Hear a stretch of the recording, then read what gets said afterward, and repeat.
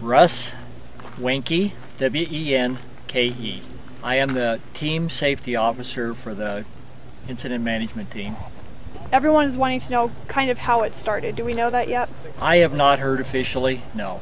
And I'm not sure whether they have determined it officially, so I can't say that. It's doubled in size most days, so it doubled in size yesterday. I think it was basically doubled in size the day before.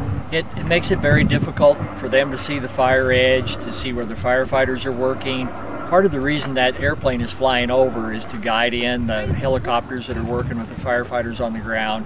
And if he's having difficulty seeing in here, then he can't do his job like we would like him to do. And he can't keep a lookout for those firefighters on the ground. How many firefighters do we have on the ground right now? Around 200.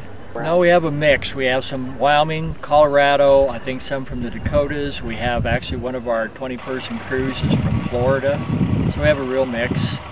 Well, the fuels are dry. The difficult part up in this part of it, as you can see, it is extremely steep, it's very rocky, the timber is thick, and so it makes it very difficult to try to get a line on it and stop it from moving. And then the periodic winds pick up and it starts pushing it hard and just makes it difficult to catch it.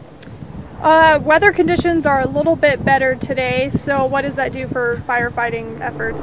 Well, it should be a help to us, other than, like I said, the smoke settling in here, but it does help.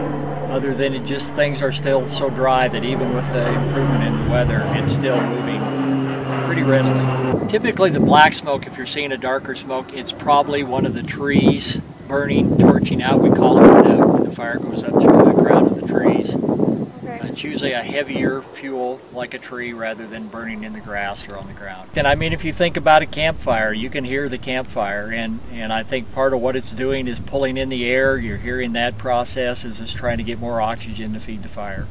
Is it confirmed whether that single structure was lost yet?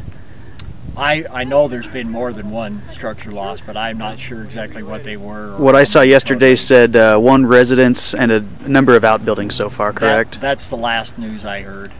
Okay. Do we know the total acreage again? 18? It's something over 18,000. It was 18,000 last night, and we know that it has grown since then. And the mapping flights, are you doing 2 daily, 1 daily? Typically 1 daily. I think tonight they're going to do the one before dark, and then they'll probably do one late that's strictly an infrared. So they'll do a couple different ones. And Pat's release from this morning said no containment. That's still the case? That's the case. Is there an anticipation of gaining containment in the next couple of days? I don't think we have any real anticipation. We probably will have some containment on some of the north and east side. Okay.